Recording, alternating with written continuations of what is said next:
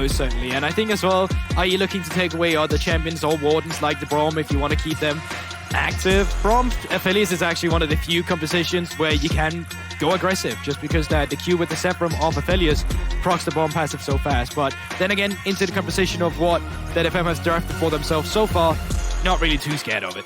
Cannonban, even with Aatrox off the table, wanting to respect Evi's prowess on the champion, has shown it twice already, specifically into Aatrox. But yeah, looks pretty good. We saw it against Wunder. Got a few solo kills there. So Evi was very happy on that champion, of course. And lots of discussion going through. Of course, you will have to blind pick a champion here with Maokai being a flex on 3 rolls.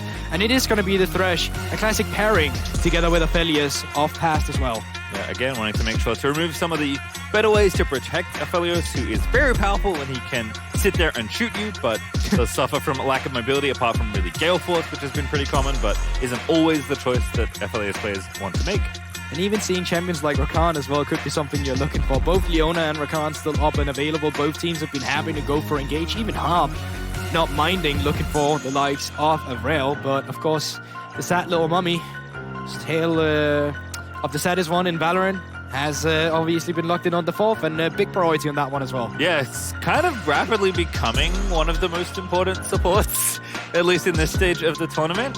Seen a lot of Amumi now paired with, obviously, MF being the obvious one, but kind of every lane feels like an Amumi lane these days. Definitely, and I think it's just due to the fact that you saw it against Static, right? It can be an engage, but it can also be a disengage if anyone wants to dive into your face. So that's obviously very great having. Leona is going to be what they're looking for on the other end of that, and that would probably force Udapon to go for the cleanse instead. As a blind pick now, we will have revealed if this Maokai is going to the jungle, if it's going to the top lane, and in terms of what Lika is really looking for, it is going to be that. Now, with still loads of Gnar counters up and available, if DFM is looking to play up against that. Yeah, curious to see what Evi brings out here, but has been left counter pick, which makes sense given the top lane matchup and Evi's general tournament. Classic. Hey, look at that. We'll see if he locks it in, but that is definitely a throwback, a champion that is always in the pocket of Evi every international. That's a big smile, so it looks like it might be an Urgot angle. Well, looking at the combo that you're seeing, baby! This is not the first time we've seen this from Evi. He's brought this pick out with a Tryndamere as well during playoffs. So this is a guy with a very large champion pool. He's one of the main reasons you can call DFM so versatile, because they can play for the bot lane. They can play for wacky picks in the top side as well. And, well, this is most certainly one of them. Lane. You know that the roam might come through. Spotted on a sweeper right now. Amumu coming around. Harp just, no fear, goes in, find the bandage shots. Beautiful pillar out of steel. Kino the target, level 3, so much CC! Brute force for a first blood, but then didn't focus me. Find her. Husha, though, is going to turn it back around onto Yaharon because Minji Sasa's dishing out the deeps. Still going to go down as well and make it 3! A double kill for the tree! And there you have it. Good read by DFM initially to set up the play, but even better response coming through. Let's watch this one again, because, like you said, first part looked real nice. They spun each other in the sweep, but we, of course, didn't see that. We only have Beyond's point of view going into it, so Harp already had the information. They look for it immediately, and with the Utapon around and Yaharong actually having the level 6 to go for the fight, they look for it immediately. They get baited in by the fact that they get the kill, so you have the reset coming through from the side of Yaharong should you decide to look for it. But the curse of the Sat Mommy being stolen away, and the instant flash coming through from Husha, with, of course, the the flamethrower together with the purple gun allows to just set up the CC afterwards. And I get always baited when I see the Amumu coming through here. Nope, they are most certainly looking for a fight. Seeing the play happen, Udapon still firing away, but again, Amumu not all that tanky from the support role, and they just go for it here. Oh, level 6 on the Aphelios, that's so much damage, but Udapon, he's found a turnaround, and now Minji in trouble as well. Steel and Yaharong teaming up. Ulti already used for Vex, though. Q's gonna miss, and Minji zips on out of there using the Blast Cone. Yeah, Minji no teleports, so he's not gonna be able to get back to the bot lane or mid lane immediately. He is, however, gonna be able to help his AD carry around, with Steel coming here, both ultimates getting used. Trading perhaps there. No flash for Steel. Has to walk back to the safety. Here comes the tree. The tree out there. Ulti already used. Very nice setup there. And DFM just too far forward. Steel goes down. You know how it goes. You pick the tree, your game is free. And so far, Husham showing why that is 2-0. And 2 on the Maokai, of course, now. Picking up his components. Leading forward with the Bambi Cinder. And it's looking good. You get priority now from the bot side. You can set up the Drake afterwards. And of course, you pick up the kills that you need. Gonna get this crab as well. That dragon that you mentioned likely to follow. Husha just vibing here with the rest of the squad. I mean, Udapon getting a kill is pretty nice down there, but Beyond Gaming definitely winning out in these early exchanges. Yeah, the have a look at how it started again, because it is just getting aggressive while you have the Danish gun available for Wako down here. Red and white, of course. And good predict on the side step from Kino, just setting it all up. And no level 6 on the Amumu just yet, so there's no counter response. We talked about how he can be a good disengager.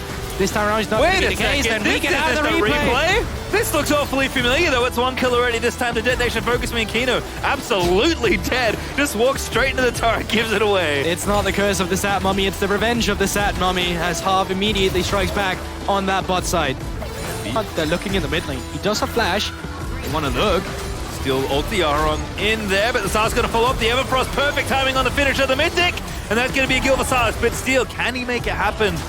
The tree going to be cut to Steal around, no ambition, so if they overforce it, they could get punished here. Yeah, it's kind of who goes in first. It is hard to kick it off because the Sad Mummy not unleashed just yet. Okay, ulti, my goodness, man, Infernum looking like the pre-nerf version. Utapon forced to ulti barely away, flashes as well, but that might not be enough safety because here comes Minji. Not going to complete the wraparound though, decides one's enough. Yeah, close to get 2 kills there, but the big one was that Harp was not allowed to do, well, a single. Dragon over, BYG, very nicely done. But I respect it for DFM, because if you have to call away from a play, you have to make a cross-map elsewhere. They do it here. Likai though, good presence of mind, and now Harp though, with the Okie Doke here in mid lane, Kano going to be the target taken out by Utapon. TP coming in for Beyond. Is there a counterplay here? 5v4 will be the team fight, but Waco unleashing already with the chakrams that can't quite find it, and 1 is going to be enough for Detonation Focus Me by the looks of things. They're not going to be able to get another fight here. They pick up 1 kill. They get back to the lane stage. Top is still pushing in. Bot has waves to collect, and mid lane is under pressure from Beyond. Can they keep this mid lane turret alive? Well, summon top side actually. Arong maybe can escort that one in. They'll lose the mid outer as a result. But again, Usha about to gate crash right through the front. There's the lock up there. Evie also rooted into the ulti. Everfrost following up. There's just so much CC. Can barely flash over the wall. And now Harp going back in, but again, already burnt the ulti. Leona getting Utapon, but he cleanses out of there as Hooch's on a rampage, getting 1 kill. Utapon though, making it happen. Took out the enemy AD. Taking over the fight. Detonation Focus Me. They found the angle in the fight, and Evie's still alive. That's going to be an ace at the end of the day. They break open this game. And Evie just single-handedly bait the entire team, splits them up apart. 1 member goes over the wall, and immediately Harp sees the mode to engage with the Amumu. They pick the members apart, and Evie, he just prances and dances around that entire team fight. It's beautiful. Watch it again. They don't need the dragon. They're running the Baron, but again, Evie just looks so dead here. I hardly even care about what happens on the rest of this team fight. I just want to look at Evie running around the entire time. But I will have to say, once again, Harp getting a good team fight started off from one side of the team where they can pick up 3 members into the CC, allowing Evie to keep 2 members just baited around on the other side. And this is how split they become. You can see Minji not even in a position to deal damage right now. Kino can go in, but no one's around to facilitate it just because that the sleeve has already come through from Evie. And he just keeps himself alive for so long. He is so infuriating to play against. Yeah, you can see bouncing and prancing around, held the ulti there to ensure the team fight wipe. And that's a happy side on the Detonation Focus Me coaching at the comp, because again I was like, oh, it's a lane counter, like it's a weird Evie champion. He's picking it in R. Of course he's doing something. We'll hold that though, because Harp's already in there. Hooch is the problem. Now it's Yaharong over the top with the Vex ulti, but they need to find a softer target. Aphelios still alive, lets the ulti go, gets 1 back.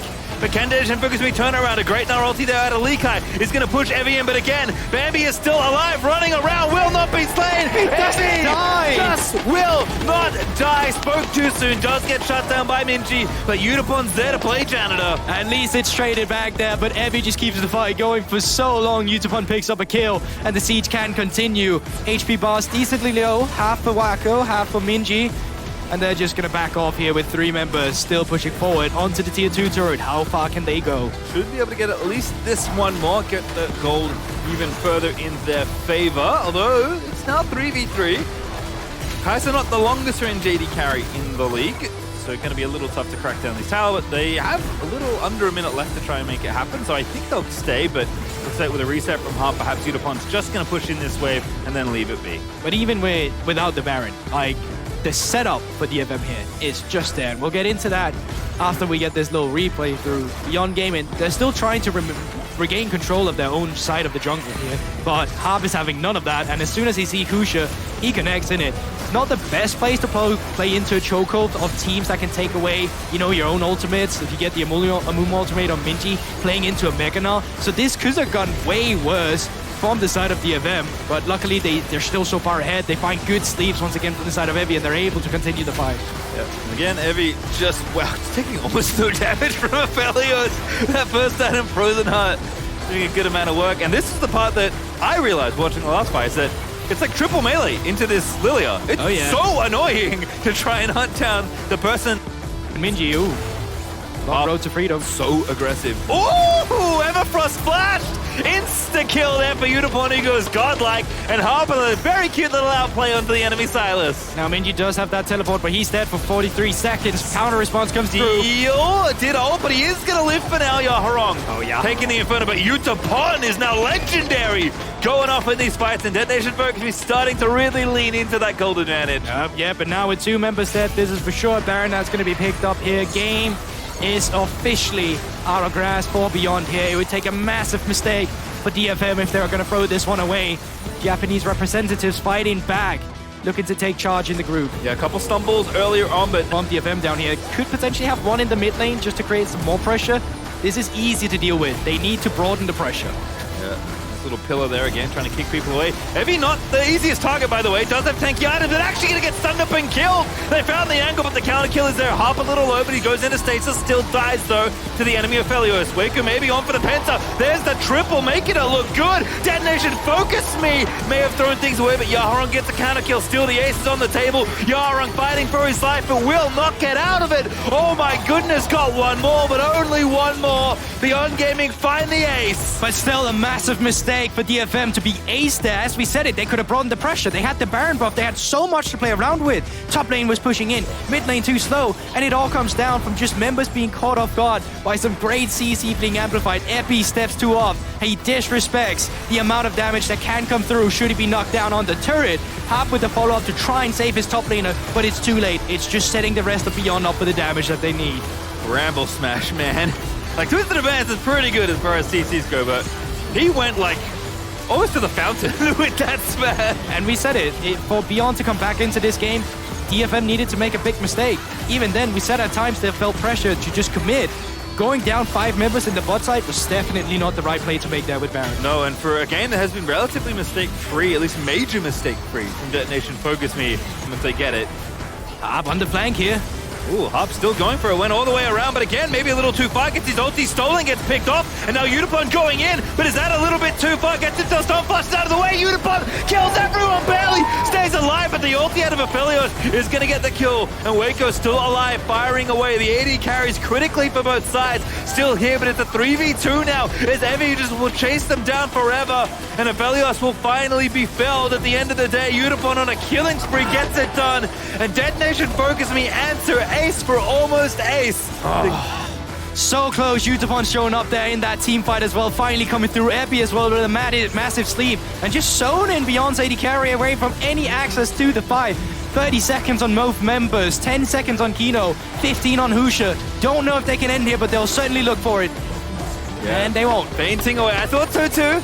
Can't blame you, but again, falling back to the Dragon. Steel still alive critically at the end of all of that. Husha dead for 3 seconds, so it could be out on the map. It's going to be a tight one to get this Dragon, but they've got, I think, enough DPS and, of course, their jungle to secure this objective. Yeah, I think you just have to forfeit the Infernal, so right here, if you are Beyond, it feels horrible, but that's the reward to Destination Focus Me after winning that fight in the red side jungle, and this will only make matters worse for Beyond. Again, Utapon had all the sums up, 11, 2, and 10 on this Kai'Sa full build. GA got popped as well in that fight. Let's see how it went down. It looks bad initially. It looks like a classic where they overpressure and they lose because Harp is almost just instantly rooted up and dead. At least he gets forward and gets an ultimate on towards Wacko here to kind of nullify him, have the rest of the members come in. And that really sets up the fight because that means he's not really peeled as easily as he would have before. Big from Epi as well with the big sleeve there that you saw in the team fight that allowed the rest of the members to come through. And Minji doing his best to find the kill on Utapon, but it's just not enough. He's still burning away from the Leandris coming through from Yaharong, and Wacko once again not in a position to really just deal with Utapon on this Kai'Sa. Yep, only one last bullet needed there. Lee Kai'Sa to minions finally coming through there with the supers that allows Epi to break open the mid, and now he's a pawn in the side of top lane. Surely the next push where we see DFM get aggressive, even Utapon now. Still feeling some damage from Wako. Yeah, gotta flash the ulti coming from Felio. Good curse to that Mummy though, as the pincer should be complete. Yaharong moves something with the ulti, gets the fear down. Kino's low, but he's not out just yet. They need to get the carries here. Steel low is gonna go down to Husha. And Utapon, maybe a big error, goes in, pumps the QSS on a rampage now. He's dead. Kill the Maka, but he does die to Likai. And Harper's gonna go down as well. They haven't got a Felios. Evie is trying to make it happen. He gets to sleep. Yaro moves in for the double kill. And Detonation focus me a touch messy at times, but a win's a win as they should take it here against Beyond Gaming. Likai still alive. HP's now down to 50% for both of them, but I'm not sure he can do too much about this. They should just be cleaning house here. All right, Evie with the Lilia, with the style pick is going to end the game for Detonation Focus Me. Definitely a little dicey at times, but they win and even up their score. 2-2 now here at Worlds. DFM, they get it done. Double thumbs up. Lilia top, how do you like it? I like it a lot in the team fight, to tell you that.